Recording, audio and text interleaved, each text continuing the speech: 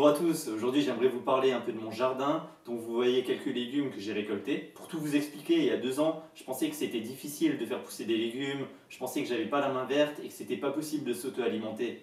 Et en fait, ma vision des choses a totalement changé par rapport à ça, et je me suis aperçu que c'est pas si compliqué que ça, et que même sur un petit terrain, il y a moyen d'avoir une abondance de légumes et une abondance de variétés et de saveurs. Alors cultiver soi-même, c'est déjà le plaisir de voir grandir ses plantes au quotidien, de s'émerveiller avec la nature.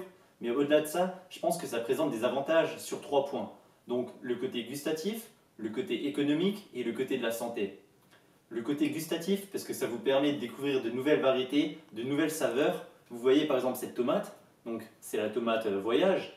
Vous voyez qu'elle a une forme particulière, elle a un goût similaire aux autres tomates, mais beaucoup plus prononcé que toutes les tomates que vous trouverez en supermarché.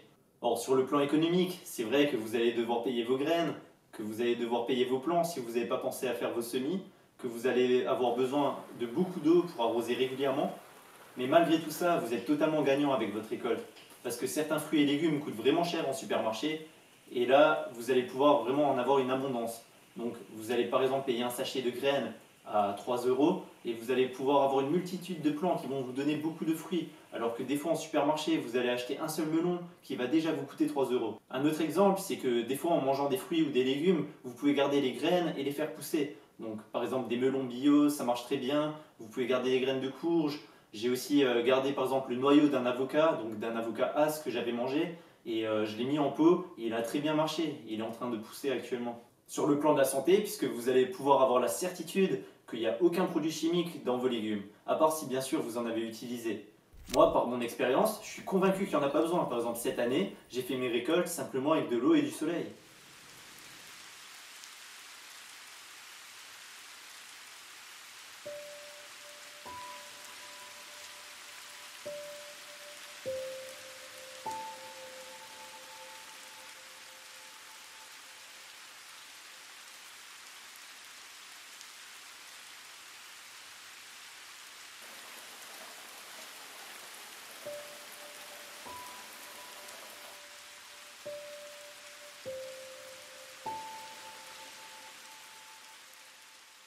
Alors ça m'a également permis de découvrir plein de variétés de légumes de toutes les formes et de toutes les couleurs dont j'avais jamais entendu parler auparavant et que j'avais jamais vu de ma vie. Vous voyez cette tomate par exemple, c'est la tomate noire russe et elle a un goût bien meilleur que toutes les tomates que vous pourrez acheter en supermarché. Ça m'a permis de découvrir des tomates jaunes, des tomates noires, des tomates allongées, des tomates fripées, des carottes violettes, des carottes blanches, des carottes rouges, etc. Vous voyez ça par exemple, c'est la Great White Beefsteak et c'est une tomate. Ça pèse plus de 300 grammes et ça peut aller jusqu'à 600 grammes. Celle-là, elle a la particularité de ne pas avoir beaucoup de graines quand vous la découpez. Et ces graines ne se trouvent pas au centre comme les autres tomates, elles se trouvent sur les côtés. Il y en a juste quelques-unes. Sinon, on a la tomate de Berao qui fait des petites tomates rouges et celle-là, elle a la particularité de faire des plants vraiment longs, donc qui peuvent faire vraiment plusieurs mètres. On a aussi les tomates banana leg et Roman Candle. Donc ça, c'est une banana leg qui font un peu des formes de banane avec la couleur jaune.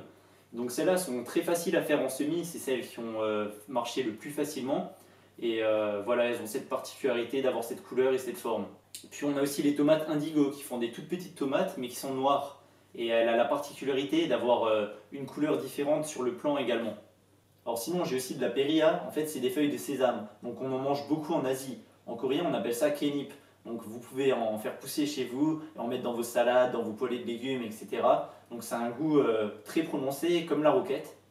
J'ai aussi un églantier dans le jardin qui a poussé tout seul. Donc celui-là on ne l'a pas planté, ça doit être un oiseau qui avait lâché une églantine là-bas et puis ça poussait tout seul. Et en fait c'est vraiment une merveille de la nature puisqu'il faut savoir que les églantines ont 50 fois plus de vitamines que les kiwis ou les oranges.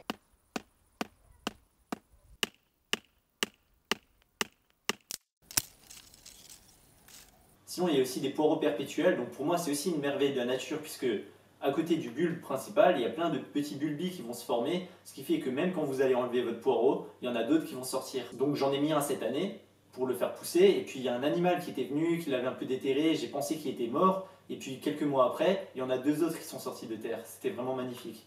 Or sinon, il y a un chou de Banton, c'est une variété de chou perpétuel et c'est vachement pratique puisque il suffit de le laisser en place et d'aller de temps en temps se servir, couper quelques feuilles. Et en même temps, dès qu'on coupe des feuilles, ça le stimule et il pousse encore plus. Il peut vivre 2 à 3 ans. Dans le jardin, j'ai aussi un yuja, ce qu'on appelle en japonais yuzu. Donc en fait, c'est un agrume qui est originaire de Chine et qui est venu en Corée et au Japon pendant la dynastie Tang, donc entre 618 et 907. Donc c'est une super plante puisqu'elle est rustique jusqu'à moins 15 degrés et son fruit est plein de vitamines. Donc en Corée, on la consomme principalement en yujacha, donc c'est un thé de yuja et c'est un remède très efficace contre le rhume. J'en ai moi-même fait déjà l'expérience. Donc comme je vous disais tout à l'heure, tout ce qui est sur cette table a poussé dans mon jardin sans aucun produit chimique.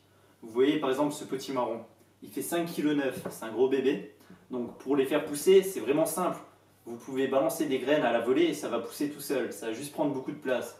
Une petite astuce, c'est que vous pouvez mettre les petits plants avec les pieds directement dans le compost. Donc ils apprécient bien et ils poussent vraiment facilement, juste besoin d'arrosage. Donc l'an dernier, c'était ma première récolte, c'était la première fois que je faisais pousser des légumes et j'avais vraiment eu du mal avec les courgettes, ça n'avait pas trop fonctionné. Cette année, ça a super bien marché. Donc celle-là fait 1,2 kg et puis l'autre ici fait 1,320 kg. Donc comme je vous disais tout à l'heure par rapport à la possibilité de faire pousser plein de légumes et de fruits différents dans votre jardin, moi par exemple ici j'ai du maïs, des tournesols, des piments, des poivrons, des courges, des choux, de la périlla, un yuja, un figuier, etc. Alors comment j'ai fait tout ça? Tout simplement, je suis allé me balader dans la nature, je suis allé marcher dans la forêt, j'ai observé comment ça marche et j'ai essayé de reproduire le même modèle chez moi. Donc j'ai mis en place des buts de permaculture, c'est-à-dire avec des couches carboniques, donc avec du bois, avec des couches d'azote, donc avec de la verdure, avec du compost, etc. En mettant bien du paillage pour garder l'humidité dans le sol et pour que ça puisse enrichir le sol en se dégradant. Or j'ai planté différentes plantes les unes à côté des autres pour que certaines plantes puissent ramener de l'azote à d'autres qui en ont besoin, pour que certaines puissent faire de l'ombre à d'autres plantes qui en ont besoin, etc. Pour que chaque plante puisse se compléter. Alors pour finir, il n'y a pas besoin d'avoir de gros moyens ou de grosses connaissances pour pouvoir faire pousser vos propres légumes et vos propres fruits. Ça demande du travail, mais franchement ça en vaut la peine et vous pouvez commencer assez facilement. Le conseil que je vous donne, c'est d'observer la nature et d'essayer de faire pareil chez vous.